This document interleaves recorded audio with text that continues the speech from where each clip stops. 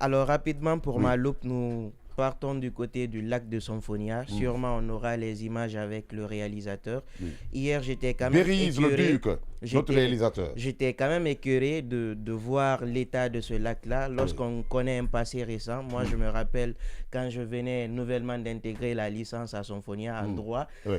De passage, je voyais souvent des pêcheurs qui pêchaient, qui revendaient du poisson au bord du goudron et certains qui quittaient leur service, achetaient ce poisson-là pour envoyer. C'était intéressant. C'était intéressant. Il y avait toute une activité économique autour. Il y avait aussi des lavages. Voilà, les gens, pour la belle vue, on partait également regarder ce lac-là. Un peu plus loin, il y avait un plein air là. Voilà, il y a un plein air, il y a une blue zone. Et puis, il y avait une très belle vue. Voilà, il y avait une très belle vue. Il y a une sorte de mangrove juste à côté. De l'autre côté, vous avez des fleurs un peu partout. C'était quand même qui était là voilà, aussi. donc c'était très intéressant. Mais hier, j'étais quand même peiné de voir ce lac-là en train de partir en cacahuète. C'est-à-dire des images où vous avez des ordures un peu partout et c'est pas entretenu. Et vous voyez. Mais Simon, juste à côté, il y a un dépotoir. Il y a un dépotoir, voilà, c'est ce qu'il dit. À Yataya, il y a un dépotoir. Même du côté de Symphonia, il y a un dépotoir. Mais voir ce lac-là dans cet état-là, c'est vraiment peinant, c'est vraiment écœurant. Et moi, j'aimerais quand même situer les responsabilités. Parce qu'aujourd'hui, on a ce qu'on appelle un ministère de l'environnement. Ce ministère-là, j'ai l'impression que ce ministère ne retient que ce qu'on appelle le reboisement. Pour eux, l'environnement, c'est reboiser. C'est les arbres. Enfin, c'est les arbres. Alors que l'environnement, il y a la faune, il y a la flore. Non, c'est fini. Il y a tout. Voilà. Donc, lorsque je vois ce état-là, il faut que ça bouge là. Monsieur Samoura, le secrétaire. Je me dis, il faut qu'on prenne nos responsabilités. Non, pas Monsieur Samoura. La ministre doit se bouger. Justement, le cerveau d'un département ministériel, c'est le secrétaire général. Mais d'accord, oui, d'accord. Mais le leader aussi qui est là, c'est la ministre, on voit d'abord. Voilà, c'est la ministre qui est vue. Si elle dit au secrétaire de ne pas faire... Je ne parle pas du manager, je dis bien du cerveau. Je poursuis au Dillon. Donc, ce que je disais... Le cerveau du gouvernement, alors, c'était qui? C'était Kassouri? Bon. Mais il est en prison. Bon, voilà, merci.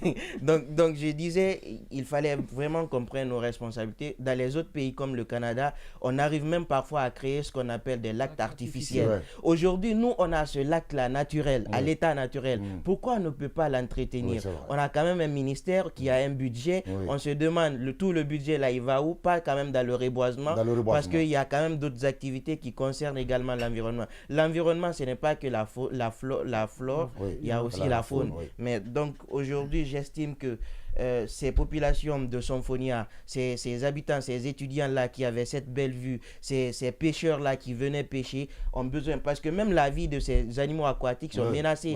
Avec cette pollution-là, les eaux de ruissellement, les gens jettent les ordures un peu partout. Donc à un moment donné, on va perdre le lac. Qui sait s'il n'y a pas des égouts qui sont orientés? C'est aussi ça le problème. Il n'y a pas que le ministère de l'Environnement. Bonjour, parce que tu as interjecté. J'ai comme l'impression que tu ne me vois pas. Non, mais je te vois, mais c'est parce qu'il y avait d'autres. On est en train de régler comment vous asseoir. J'ai peur d'avoir subitement d'être devenu aussi petit qu'un atome. Apparemment, tu ne me vois pas. Tu sais bien le faire. On est en Afrique, quand on ne t'invite pas, dès qu'il y a le plat, il faut venir manger. Bonjour à tous. Bonjour et bienvenue. Merci. Alors je vais profiter alors. Bonjour la seule dame de l'émission. Bonjour. Ça va? C'est ce qu'elle m'a dit en route. Non. Qu'il y a juste une chose qui l'inquiète. C'est que toutes les fois qu'elle se regarde à la télé, elle se rend compte de sa laideur. Donc elle dit que c'est compliqué pour elle d'être à la télé. Non, tu vois pas combien de fois elle me dit ça. En fait, il est jaloux de ma beauté. Non, tu as une beauté qui passe son nom. Tu as une beauté foutanienne. Une beauté foutanienne intéressante par ceux de Cancan. Bonjour ami Saramba.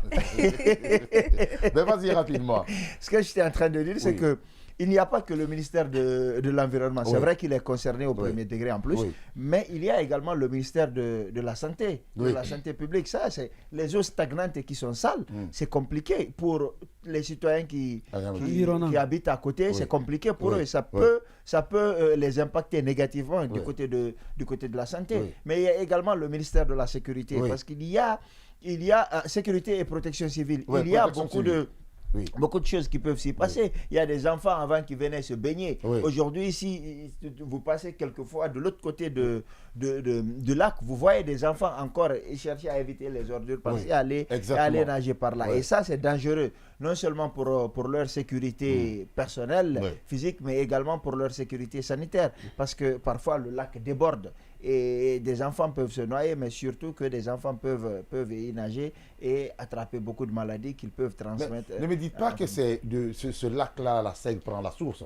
Parce qu'on dit lac de Sofonia, il y a une source quand même d'alimentation. Oui, c'est le seul lac de Sofonia. Est-ce que c'est par ici? Est-ce que justement, je ne sais pas maintenant si c'est en amont ou bien traité ou pas. Je pense qu'il faudra... En tout cas, on dit généralement au lac de Sofonia. Est-ce que c'est ce lac-là? C'est le seul lac de Sofonia. C'est le seul lac de Sofonia. Il y a une source quand même de la Seigue, quand même, qui vient de ce lac. Le lac de Sofonia, généralement, c'est une source, mais je ne sais pas comment ça se passe. Certainement, ils ont des systèmes de traitement d'eau. Mais à l'alu, si c'est ce lac-là, quand même, on essaie quand même de sauver le lac. Et même le ministère de l'urbanisme pourrait intervenir et de l'aménagement du territoire. Il faut, ces ministères-là, c'est un package quand même de départements qui va essayer de se compléter pour sauver ce lac-là.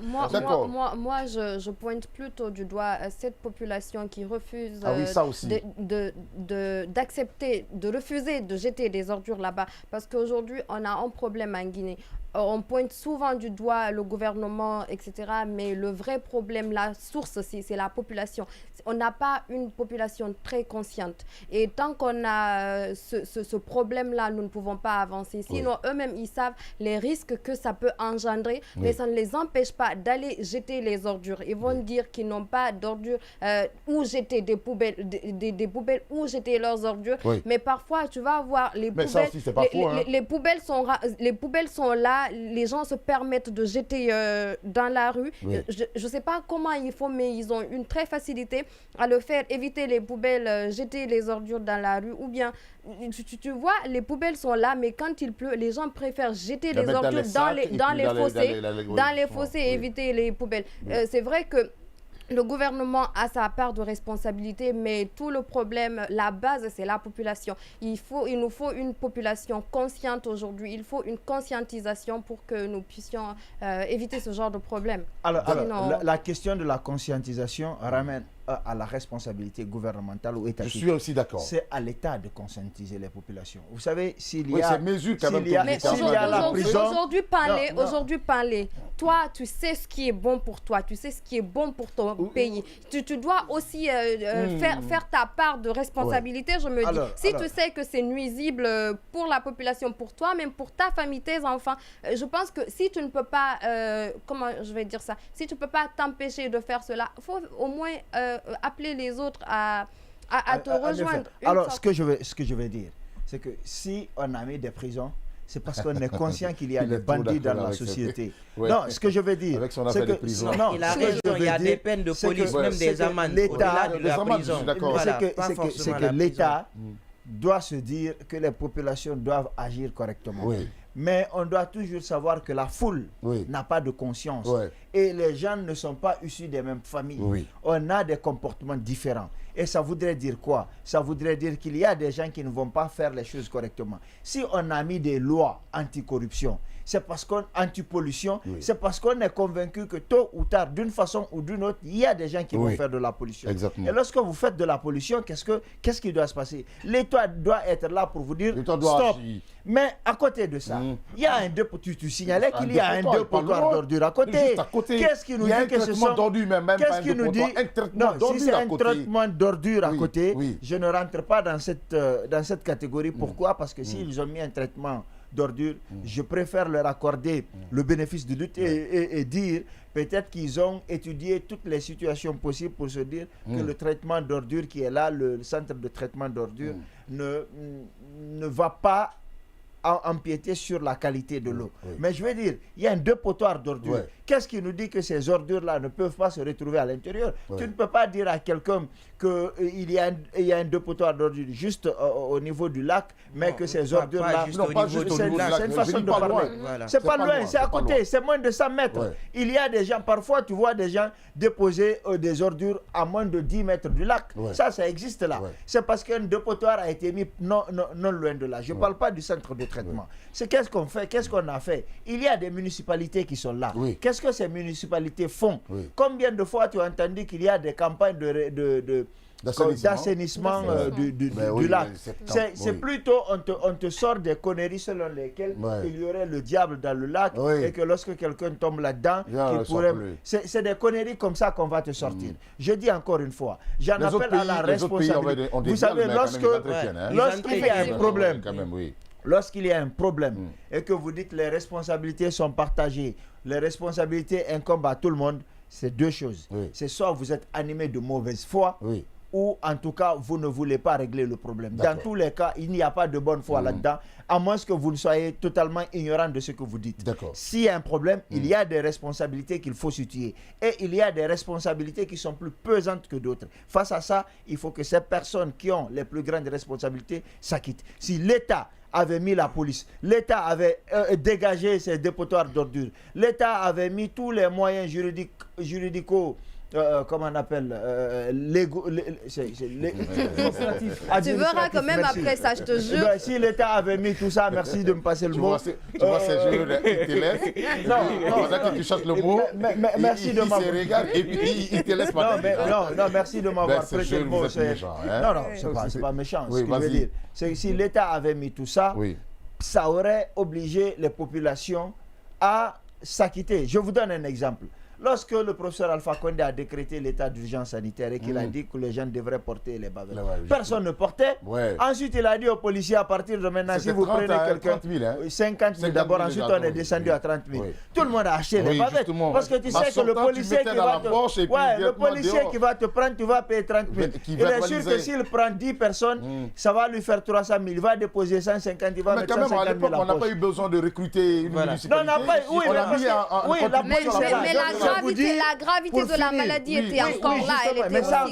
C'est grave. Justement, mais j'ai l'impression que les gens n'ont pas conscience de cela. Moi, je veux rajouter ceci. Lorsque vous prenez le lac, on a parlé tout à l'heure des populations. Moi, je ne parle même pas des populations. Vous savez, on est en période des pluies, on est en période... Donc, quand il pleut là, les eaux de ruissellement, que ce soit à Somfonia, à partir de l'université, vous savez, il y a une pente qui redescend vers le lac. Il n'y a pas de caniveau, il n'y a pas de caniveau. Donc, toutes les eaux de ruissellement là redescendent avec les ordures. Entre ceux qui sont en amont et ceux qui sont de l'autre bord aussi en amont. Et vous prenez également...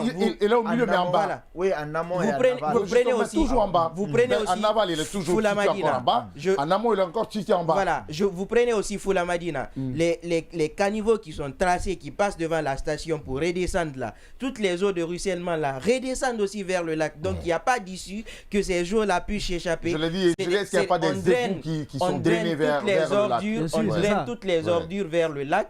Et de l'autre côté également, du côté de Somfonia, quittant vers l'université pour revenir, au niveau de la Blue Zone, il y a une pente qui redescend. Toute la terre rouge là, il y a une petite colline. Franchement, j'ai très peur pour la population guinéenne parce qu'il y a une partie quand même de la SEG, quand même, une partie... C'est une source quand même de traitement d'eau pour la SEG. Donc, je ne sais pas, moi j'ai très peur pour la population. Surtout que dans les robinets, ces jours-ci, là, on voyait, on me disait que c'était vers Kindia où il y a eu problème. Mais ce n'est pas seulement que Kindia. Ce sont des situations comme ça. Et même ceux qui lavent leur voiture là, il y a aussi des odeurs. Je veux aussi signaler quelque chose qui va vous paraître très bizarre ce matin. Je pense que la CRIEF peut s'intéresser à ce dossier-là. Parce que la CRIEF a aussi compétence de déclencher des actions contre des comportements allant. Comme Charles Wright sait faire des injonctions. Même pas la CRIEF. Même pas la CRIEF. Je ne sais pas si vous vous souvenez et puis parlez peut-être au Dillon, parce que les autres peut-être étaient encore très jeunes. Puisque si vous dit qu'on était très jeunes, généralement, quand il y avait cette police de... La grève est beaucoup plus âgée que toi. La police de salubrité, je te souviens, on venait chez vous dans la concession, on trouvait même juste à la porte, on rentrait, on ramassait dans les toilettes. Je vais vous raconter une anecdote. Je vais vous raconter une anecdote. Jusque dans les toilettes, on vérifiait jusque dans les toilettes. Les gens prenaient des ordures et cachaient sous leur lit. Je prenais, on rentrait dans ta cour, il y avait une police, excusez-moi, laissez-moi mettre, il y avait une police qui faisait la patrouille, oui justement, qui faisait la patrouille dans les quartiers, comme il le dit, il venait par exemple devant la cour de Djoma, on essaie de voir, même si c'était peut-être un petit sachet, on rentrait dans ta cour, de la marmite, on prenait tout, on prenait à la mairie. On payait l'amende. C'est vrai, il y avait une police, il y avait une moto parfois, ils avaient des trucs. Dès qu'on entendait le bruit de la moto de la police, mais il faut voir comment on ramassait les ordures. Et loin de Conakry, très loin de Conakry, à plus de 1000 km de Conakry, à Guéké notamment, à cette époque, il y avait un sous-préfet, il passait chez vous. Il voit de l'eau sale devant la porte, ou des ailes qui ont poussé. C'est pas dans ses compétences quand même. Non, attention, il vous dit, c'est la première autorité. Il vous dit, attention, voilà, là c'est la première autorité.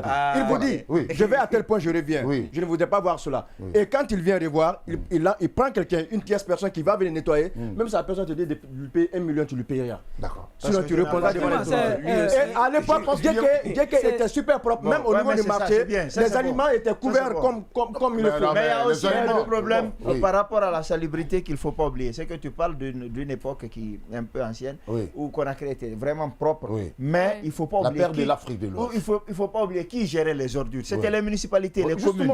Depuis qu'on a toujours revendiqué. Parce qu'il y a eu, on s'est rendu compte que c'était un marché juteux.